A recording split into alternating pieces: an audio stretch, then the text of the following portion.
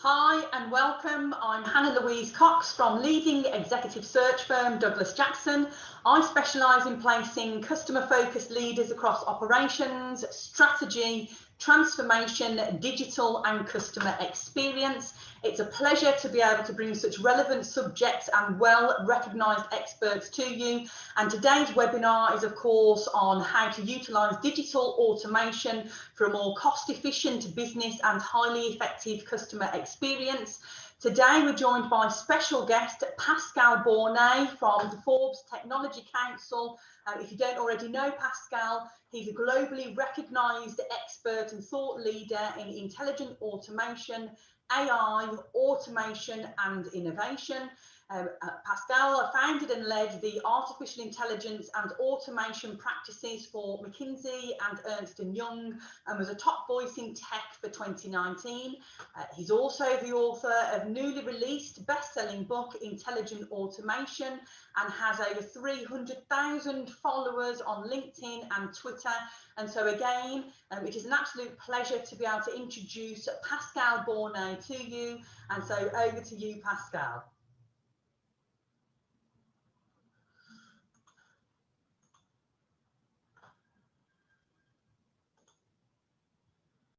On what I've been working on for the last decade, and which is the topic of a book that has just been released on Amazon. And thanks God, we are very lucky for that. We've been Amazon best-selling for the last 3 weeks. I mean, and we launched it 3 weeks ago, so we're very happy for that. So I will share all that I will share now is coming from this book. We'll do that over the next 30-40 minutes, and then I'm very happy to take any questions from you and any comments as well. Okay, with that, let me start. It was working well before. So for you listening to us, we rehearsed before, it was working, but now it says host disabled participant screen sharing. Right. I'll tell you, I'll make you the host so that you can share. Okay, thank you. Okay. There we go. This is the joy of the live. Okay, good.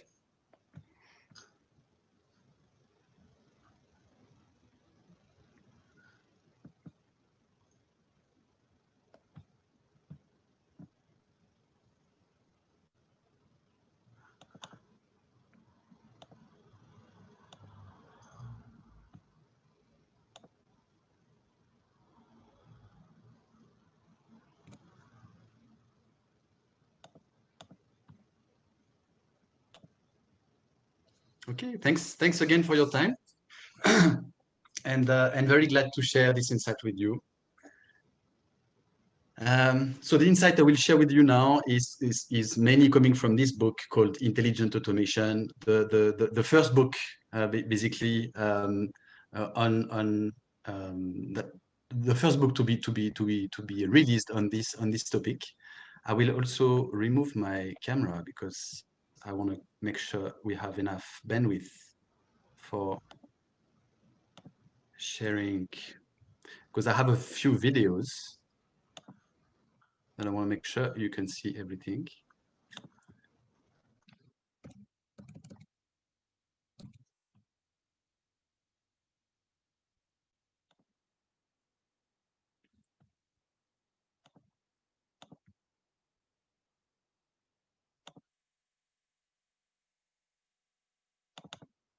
Here we go. Okay, so what I will talk about today is intelligent automation. Intelligent automation, you might have heard about hyperautomation, cognitive automation.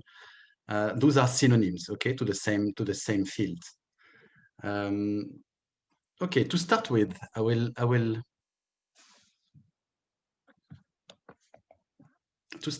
will provoke a little bit your thoughts. Okay, and I want to share with you some pictures that are awful. Okay, pictures that basically we don't want to see anymore.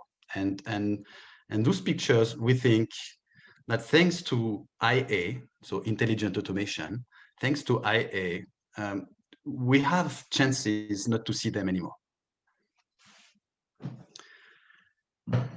I took this picture last year while working for a multinational company, helping their finance departments to improve.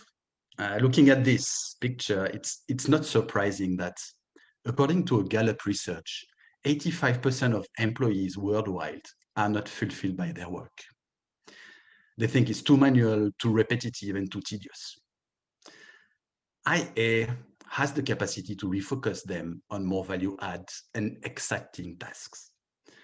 It has the capacity to augment them, to transform them basically into superhumans, able to generate insights from millions of data in just a few seconds. Now let's move to this picture. Believe me, I took this picture only a few months ago. This is still the customer experience that we can see today. Spending hours in a queue to meet with the bank agent or to get a train ticket. Based on my experience, with IA, companies can increase customer satisfaction by over 50%, while reducing contact center workloads by over 50%. This picture shows that more than 80% of the healthcare organizations are meeting issues with their physicians facing burnout. The causes are very diverse, including heavy workloads and pressure from the patients and their families for more insights. According to our research, IA has the potential to save over 10 million lives per year by supporting clinical trials, disease diagnosis, and by avoiding medical errors. The first picture here shows a beach in India. I took this picture in December last year. The second picture shows a poor kid in Vietnam. We all agree that we need to cherish our planet and to help other people. But do we actually dedicate the time and the effort to solve these pressing issues of our world? Honestly, not really, at least for me. I'm too busy working to get my income to feed myself and my kids. But what if we had more time for ourselves, for the others, and for our planet? This is where we think that IA could help our world to be more human.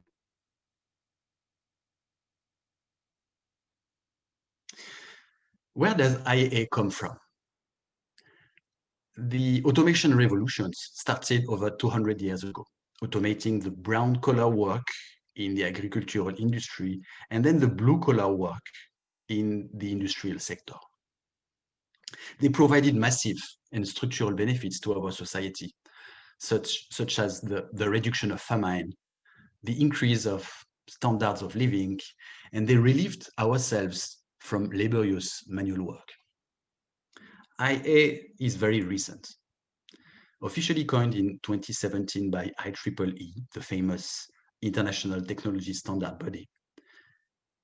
While previous automation revolutions supported manual work, IA supports knowledge work, also referred to as white-collar work, and commonly talked about like office work.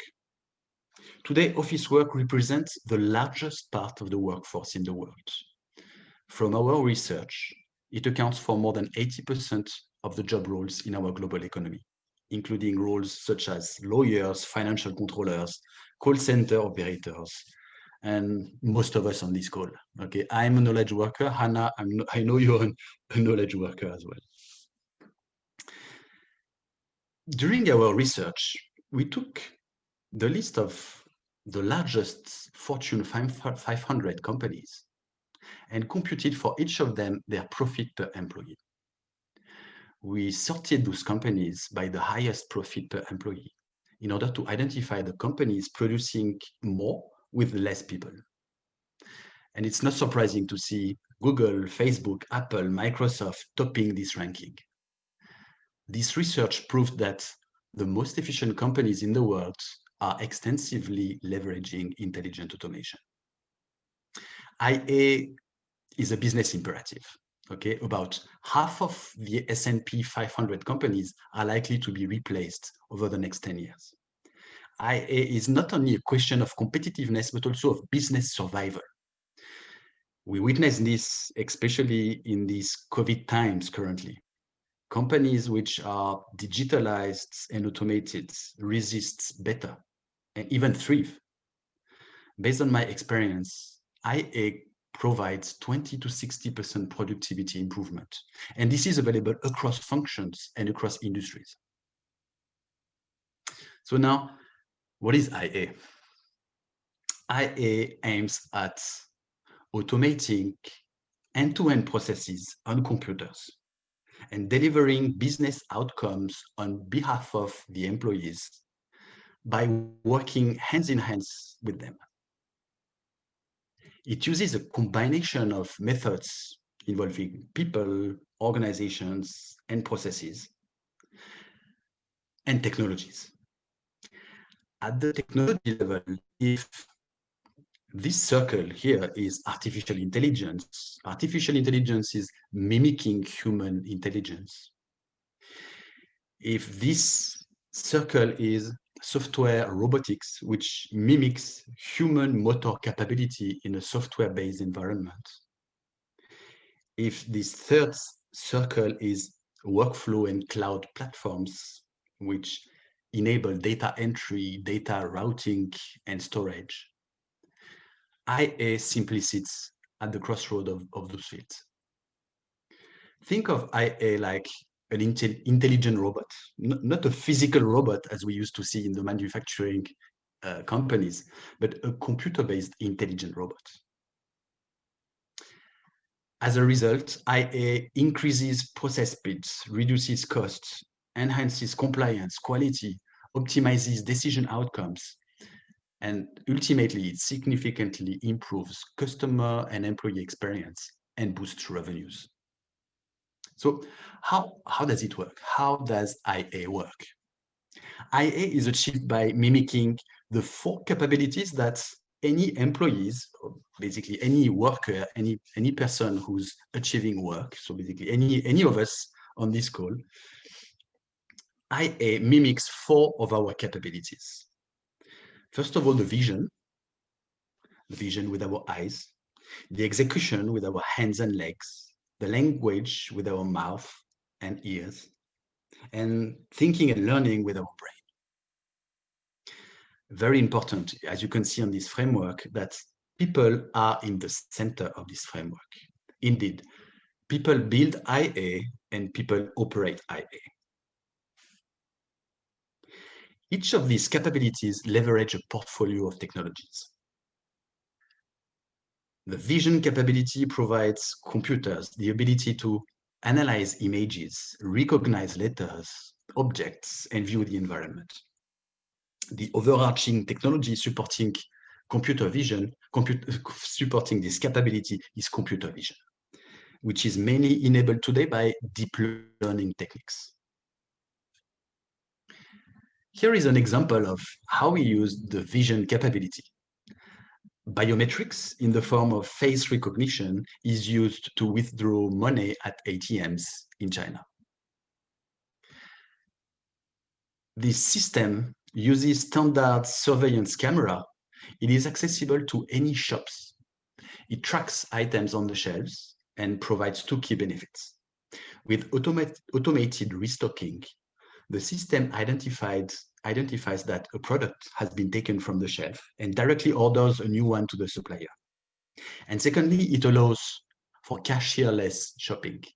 So as the system identified that you took a product, it automatically proceeds with its payment from the client's account. Basically, no checkout, very similar to Amazon Go for those of you who heard about it, but cheaper and accessible to all shops. Again, this system works on CCTVs, so standard surveillance cameras. This is another example. It's called tissue analytics. It makes it possible for anyone to access free online diagnosis and care support from anywhere and at any time. It diagnoses instantly chronic wounds, burns, and skin condition just by analyzing a photo taken from a smartphone. So the technology is publicly available on Android and iOS. You can download it. It's been so successful over the last years that now doctors and facilities are starting to using it, and 150 of them have been using it in early 2020. Another use case of the vision capability is to customize learning experience. An example of such a technology leverages computer vision and deep learning to assess the level of attention and engagement of students. So basically, it calculates an attention score that you can see on the right side on this slide, which is useful to educators for adapting the mix of school subjects, identifying when a break is needed. And the benefits are the capacity to maintain student engagement and optimize learning time. Let's move now to the execution capability. It allows computer programs to accomplish actions in digital environments. Think of typing, clicking, opening applications, sending emails, anything we do with our hands, basically. The technologies supporting this capability include smart workflow, low-code platforms, and robotic process automation, RPA, if you heard about it. And here is an example of RPA. So I will show you a demo of a robot that is building a report, something that everyone on this call is doing regularly. The robot will do it in 3 steps. First of all, it's going to extract data from different systems and put this data on Excel. This is what it is doing now. Secondly, now it's going to work on Excel and perform some analysis, some graphs. We had to reduce the speed of this video, otherwise you wouldn't be able to see anything because it's going too fast. Okay, you can see the robot at the bottom right of the slide. And now the robot is copying and pasting the graphs and the matrices that were done on Excel on PowerPoint in order to create the slides that we can see here. So this is coming from a real case, from a client who used to spend every week his whole Monday morning building these reports before being able in the afternoon to work on the insights, on the comments, on the value add, basically. Now, thanks to this program works by itself on Sunday nights. And when this person comes to the office on Monday morning, the report is ready for this person to right away add the value, right away comments and bring the insights. These types of robots can do anything on a computer. Anything we can do on a computer, those robots can do that. So for example, here, sending an email to remind a client that there is an invoice to be paid.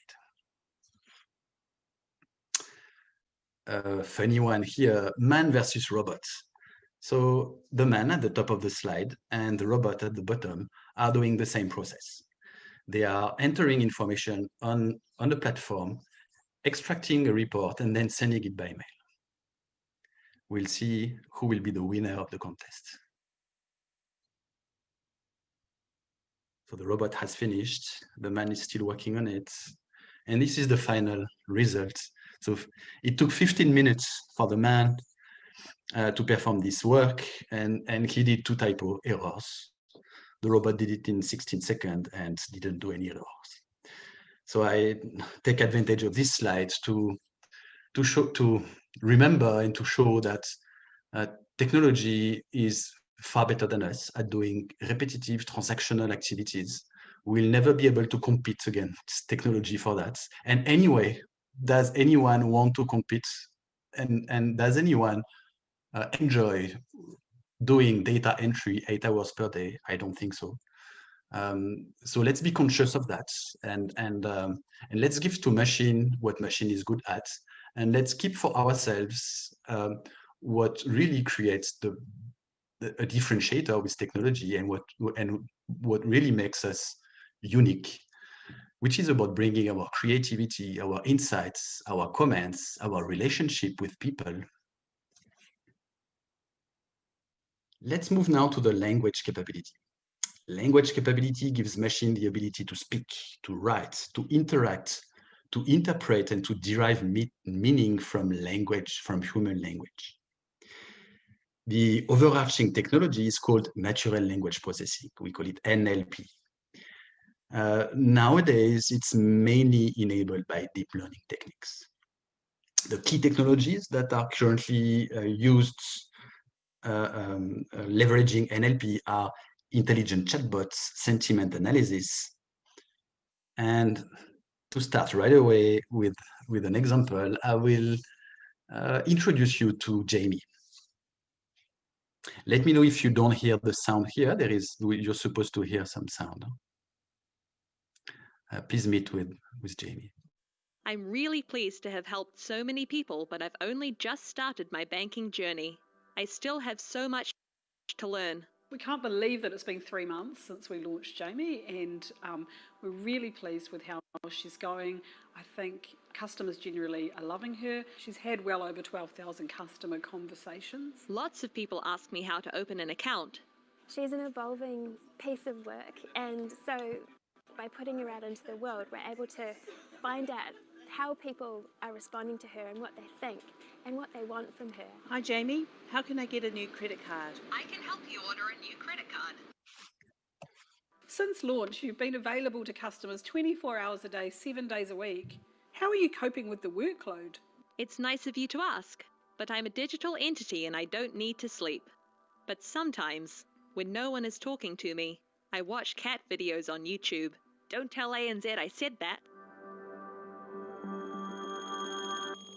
So glad you met with Jamie. Jamie has been delighting ANZ Bank clients for the last year, helping them to open bank accounts, answer questions. With this, ANZ increased customer satisfaction by 15 points. Let's go now to the thinking and learning capability, which gives computers the ability to analyze, create insights, predict, make decisions, and learn. The technologies supporting this capability are big data management, machine learning, and data visualization. The combination of those 4 IA capabilities helps to create synergies. It allows organizations to automate complex end-to-end processes. Here is an example. Mike is heading for a vacation next week. He's already made his travel arrangements. Mike needs some help. He reaches out to XYZ's bank customer service to see if they can help him. Hello, Mike. Welcome to XYZ Bank. My name is Emma, and I'll be your assistant today. How are you? I'm good, Emma. Thank you for asking. Give me a moment while I check your account details. Serve Intuit, powered by its AI engine, recognizes Mike based on his registered phone number and authenticates his identity using voice biometrics. It also instantaneously analyzes his recent transactions, demographic and behavioral data to mine his interaction intent. Serve Intuit notices that Mike recently booked return tickets to Venice and accommodation in Hotel Daniele. Using its robust Next Best Actions engine, Serve Intuit identifies that Mike usually buys his travel insurance through the bank, but this time he hasn't bought it yet. Mike, I see you've booked your travel to Venice, but haven't gotten your insurance yet. Are you calling me to inquire about your travel insurance? Yes, I would like to buy some travel insurance. Thank you. I've raised a request, and you should be receiving your travel insurance on your registered email address in the next 60 minutes.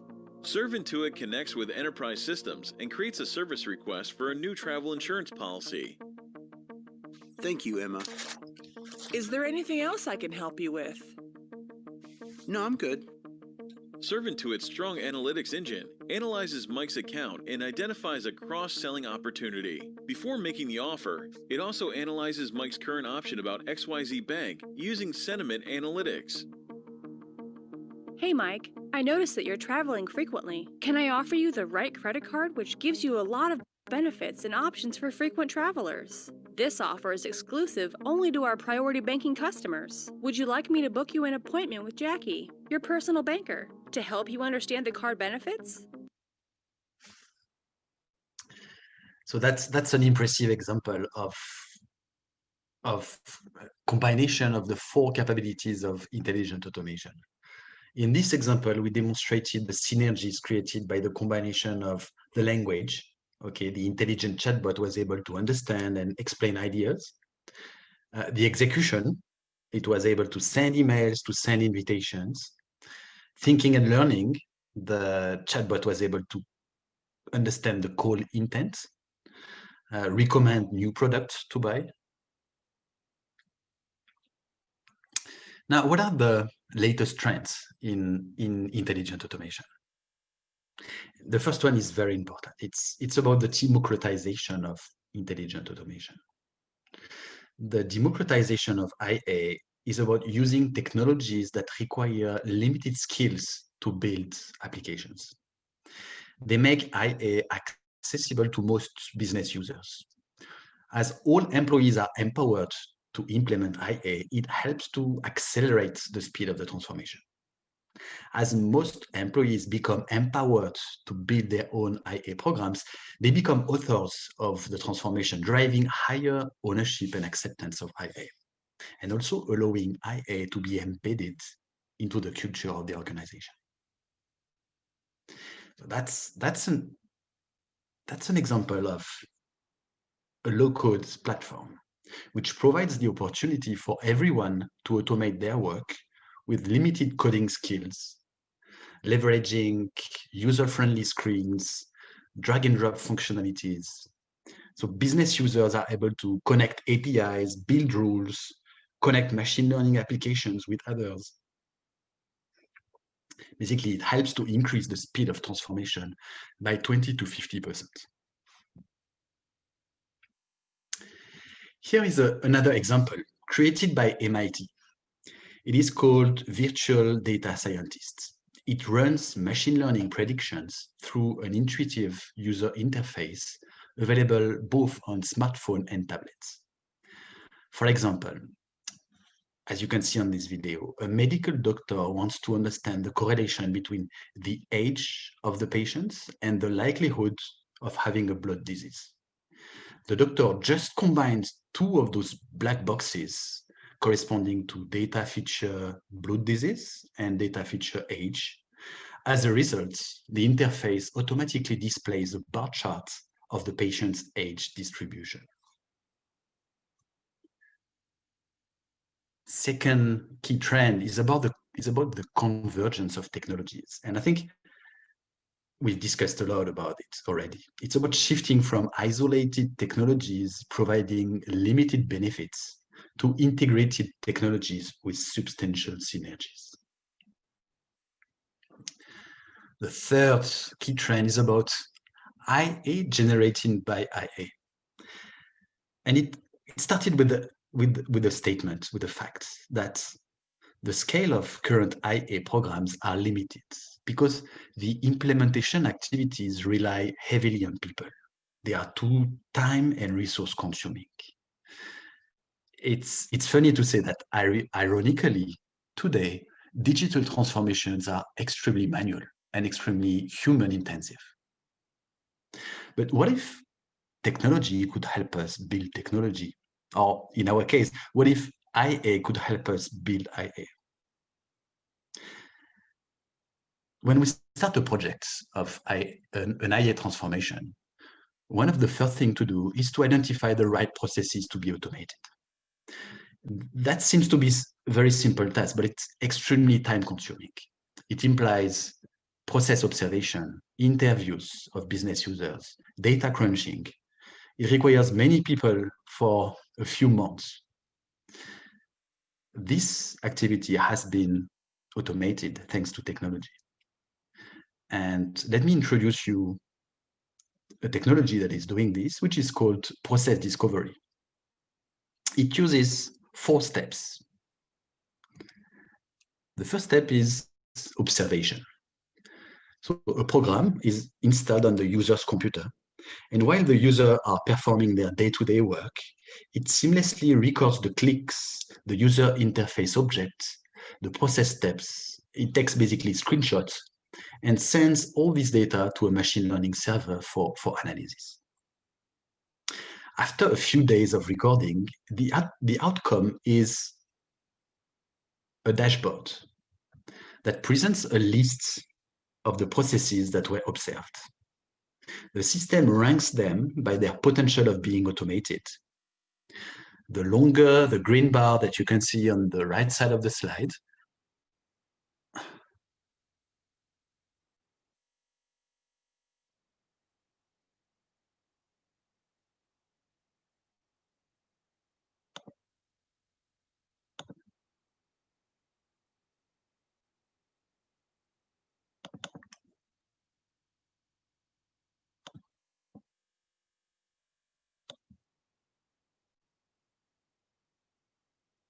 can you still hear me? It seems the system... Yes, I can hear you, Pascal. Okay.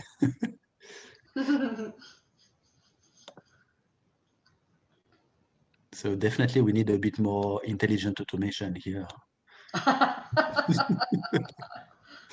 So back to the second step, which is about, after a few days of observation, getting a dashboard that shows a list of the key processes that were observed with their capacity to be automated. And the system has been able to identify, to assess the automatability of processes using different criteria that you can see in columns, like the volume, the number of times the process has been performed, by how many users it's been performed, how many steps in the process, how many variants of the process. And when we have these lists, it's very useful to just click on one of those processes to access the detail of the process. When you click one of those processes, you have access to basically the flowchart, process flowchart, that gives you a documentation of the different steps that were performed. So basically all the bubbles you can see on the green line. The green line shows the main process, while, as you can see now, the pink are showing the exceptions, the variants of the process. So this analysis is very useful when you walk through a process with the business user to understand how the process is done today, how can we standardize it, so basically avoiding so many variants, how can we improve it, optimize it, because we don't want to automate a weak process. And it gives the opportunity to redesign it on the go. Whenever we are happy with a process and want to automate it, we just click on this blue button on the right side, and automatically the system generates a code, a pre-generated code of the program that will automate these tasks. So those technologies are still emerging. I mean, they are very recent. So it's not going to be 100% of the code that will be able to perform the task, but at least 40 to 60% of the code will be pre-generated, which is a great progress for developers, which will be able to speed their process. So based on our experience, this type of program helps to accelerate IA implementations by 3 to 5 times, while increasing the number of use cases discovered by about 2 times. The fourth trend that I wanted to share with you today is what we call the symbiosis of people and IA. So bringing IA closer to people helps to increase people's performance. And bringing people closer to IA helps to improve technology's intelligence. So this is really a two-way relationship that brings benefits in 2 ways. For example, this is a sticky note application. It helps us, people, to be closer to data. by enabling us to include in our environment some data.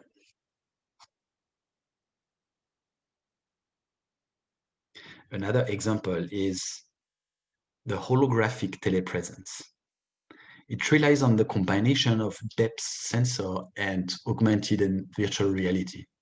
It helps us to collaborate better with people, with other people, through leveraging the capacity of the technology. The Symbiosis takes also the form of brain-machine interface. And we identify 3 stages in the evolution of this interface. First, through external sensors using EEG. This is what we can see on the left side of this slide. In the middle of the slide, you can see internal sensors. So the University of San Francisco recently created a system that enables speechless people to speak, basically, thanks to this program. And it is very similar to, you might have seen Elon Musk with the Neuralink recently. This technology is very, very, very similar. And on the right side of the slide, it's currently science fiction. And why not thinking, as we've seen in the movie Upgrade, to implant a chipset in our brain, enabling us to connect directly with technology through our thoughts.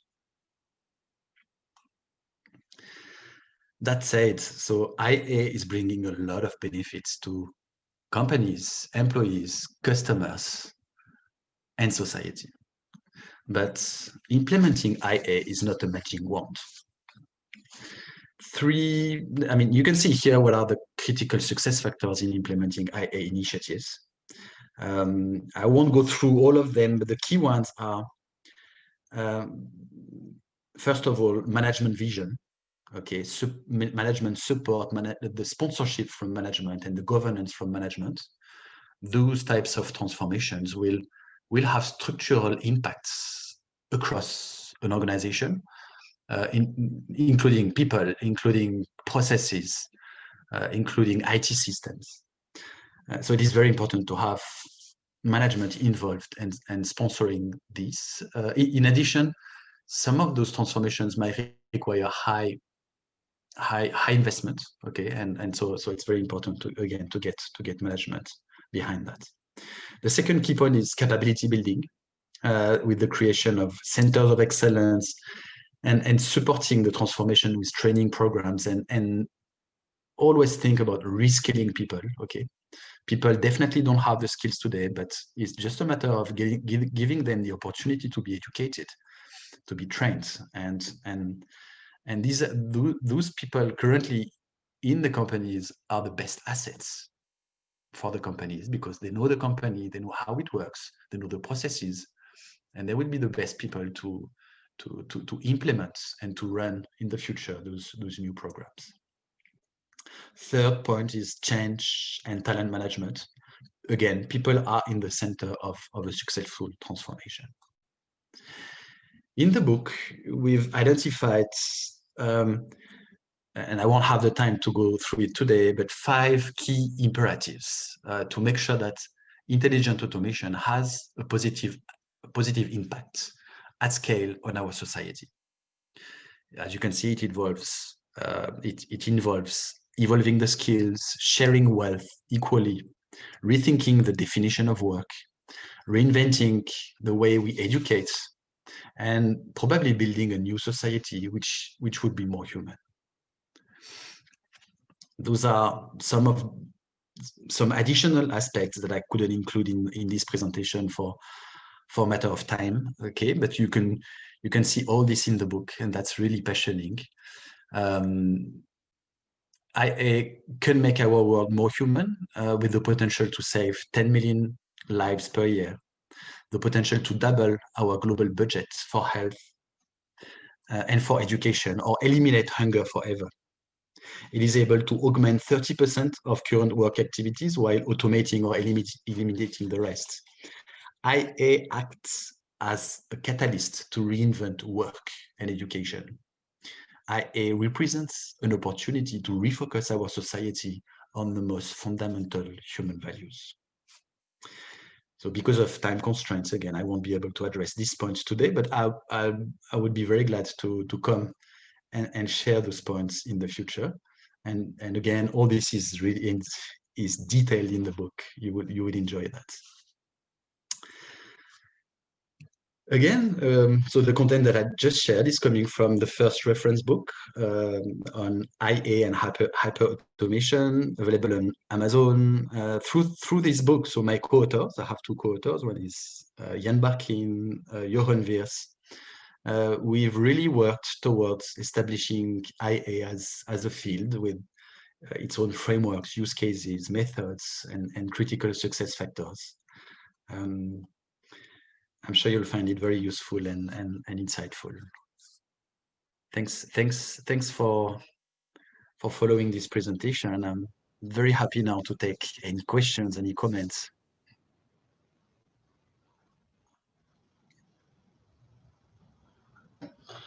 Fabulous. Thank you, Pascal, for talking us through such a fascinating subject and actually really humanising digital and robotics for us.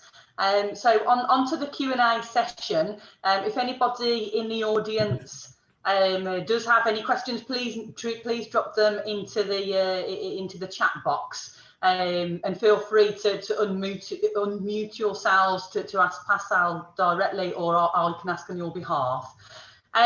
So I've already got some questions through WhatsApp and goodness knows what other mediums. So to start, Wayne has sent two questions over for you, Pascal. The first one, what do you see as the most transformational technology in the last few years, and why?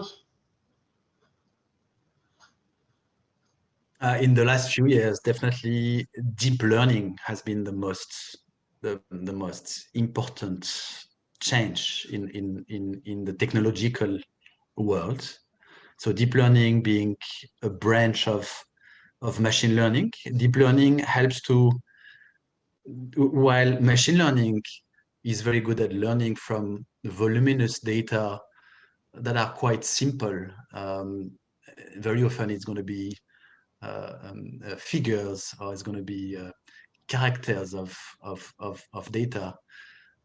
It's very difficult for standard traditional machine learning to manage complex data.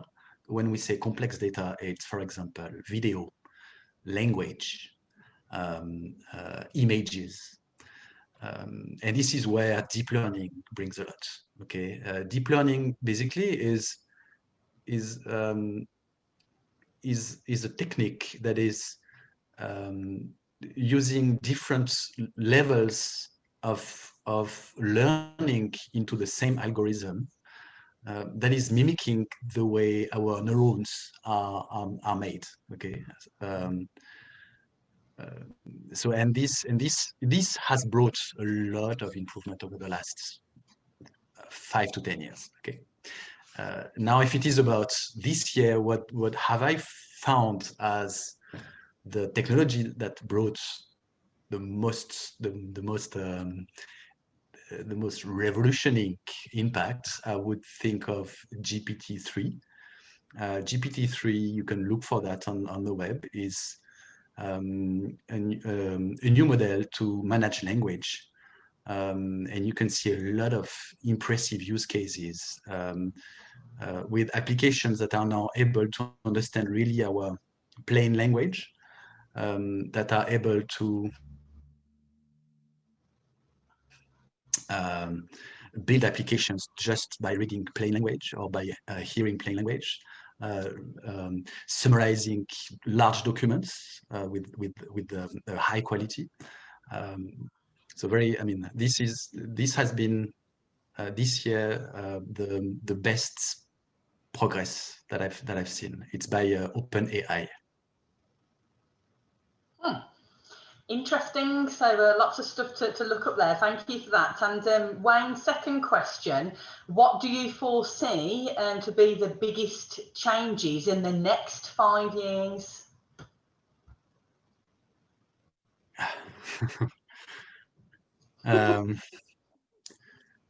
what do I hope or what do I foresee?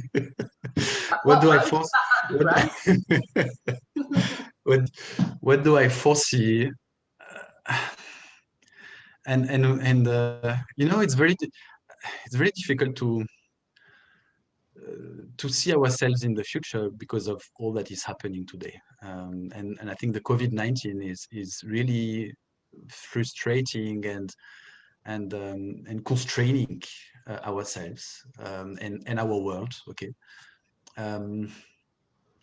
But maybe the next 5 years we will see the benefits that those constraints have put on us, have obliged us to change and to improve. And I think, for example, the digitalization, the automation of more processes, more companies will have been identified by everyone as a critical point to achieve. So I hope in the next 5 years we'll see a higher rate, higher levels of digitalization and automation.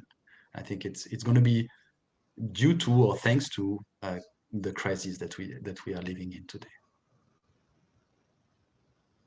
Wonderful. I've got quite a few. Oh, actually, Michelle. Thank you, Michelle. So people, I mean, you did cover this pretty well in the presentation, but I'll ask anyway. I mean, people are often worried about automation and the impact it will have on jobs. So I mean, what were your thoughts on that? That's a very important point. That's a very important question. And so indeed, it's not. I mean, when people don't know about it, we always fear what we don't know. Okay, and that's one of the purpose why we wrote this book, is really to inform, educate the largest audience on what it is and what are the reasons why we shouldn't fear it, but we should embrace it. That said, so as I said, intelligent automation helps every one of us, knowledge workers, every one of us to relieve ourselves from transactional, repetitive, boring, non-exciting activities, and free up our time to focus on what really matters, where we will add the value, things that we never have the time to do. Okay, I never have the time to meet once a week with each of my team members. Okay, that's because I'm doing too much of those non-productive meetings or managing non-productive emails. And technology IA can help us to reduce this, eliminate these things. Okay, so that we really can focus on what makes sense, what is value add, which is relationship, which is creativity, which is generating insights. And on top of this, so intelligent automation helps us to become superhumans, to be able to read an X-ray and just in a fraction of seconds be able to identify whether there is a tumor or not. Okay, that said, we don't know what will be the impact in the future of such an automation. And if you remember what happened in the previous industrial revolutions, it was the same. People were scaring about their jobs. And what happened is every time there has been new jobs created. Okay, who knew 10 years ago that in our world today, there would be 3 million Uber drivers. 10 years ago, nobody could even have guessed it. Okay, so there is a school of thought that says new jobs will be created, new job activities will come thanks to this new technology.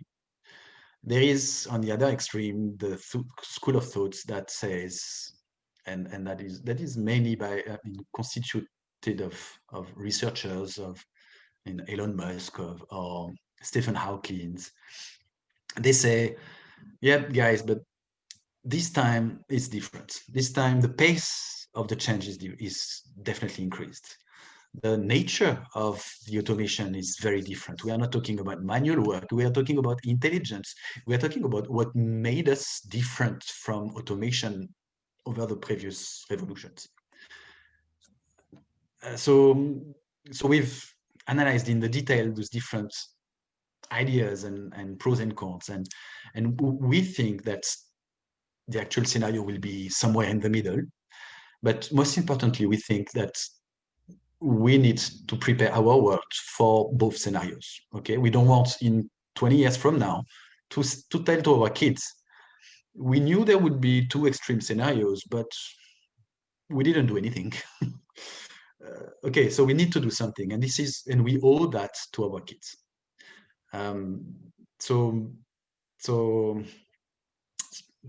So we identified imperatives that need to be put in place to make sure that this doesn't happen. Okay, those two scenarios are managed, and the risks are managed, and you've seen them in one of the latest slides I shared with you. It's about rethinking education on taking into consideration where we human are unique and different from technology, where technology will never be able to play a role, where we really work on the complementarity between ourselves and technology. And this should be implemented at school now. Okay, and we don't, I mean, in some cases it is, but in most cases we don't see it being implemented. We need education to be more focused on creativity, on how to connect different complex problems that are different the one from the others, but that can help to solve a solution. This is something that technology will never be able to do. We need to, most importantly, I think, to learn how to learn. Okay, it's really adaptability will be a critical aspect in the future, I think. We need our kids to be able to cope with the pace of the change. So education is one of those imperatives, and there are 4 other ones that I shortly introduced to you a few minutes ago. And for the sake of time, I won't go through all of this. Sorry for the long reply. You know, it's difficult when you're passionate. Huh?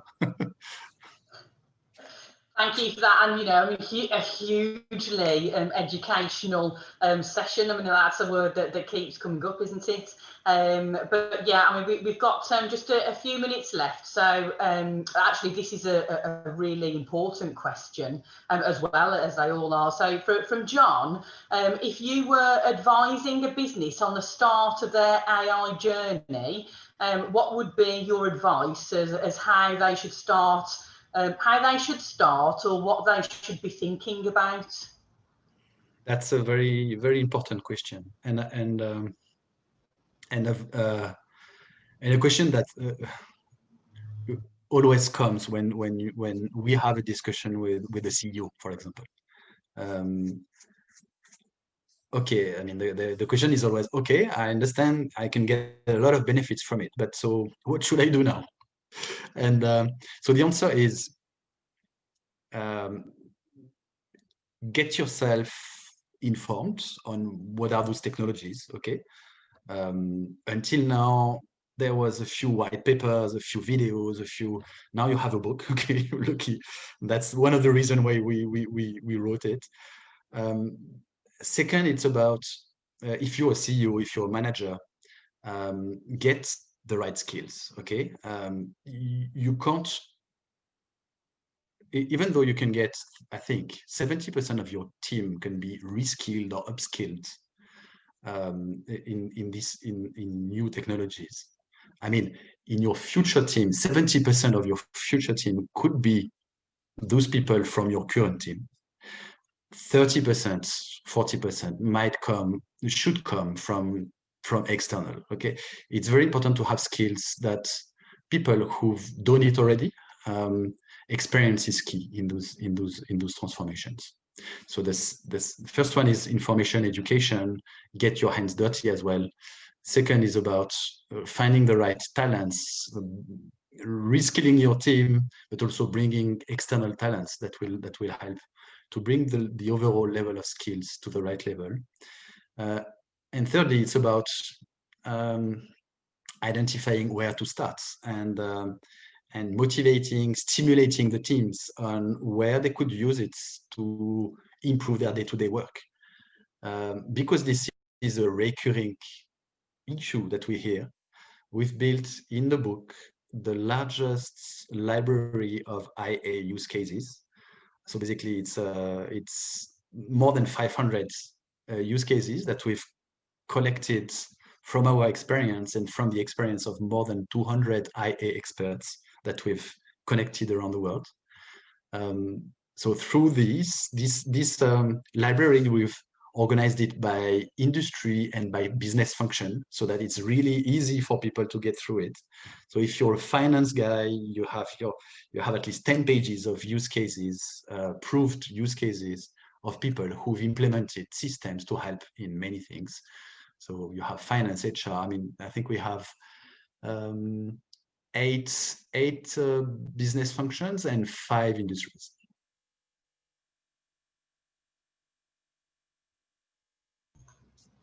Fabulous, thank you. We're at the end of the event. And I would like to thank everybody for attending. Also, a huge thanks, of course, to Pascal. I'm sure that you'll agree that this session has been super interesting. And if you do have any further questions, then you can email me directly at hannah@douglas-jackson.com. Pascal's Twitter handle is @Pascal_Bornet. And please do check out Pascal's newly released best-selling book, as it is on the screen, Intelligent Automation, Welcome to the World of Hyperautomation, at www.intelligentautomationbook.com. And then watch this space for details of our next event. So have a fabulous weekend, everybody. Thank you. Thanks. Thank you. Thank you. Thank you all. Goodbye. Goodbye. Bye-bye.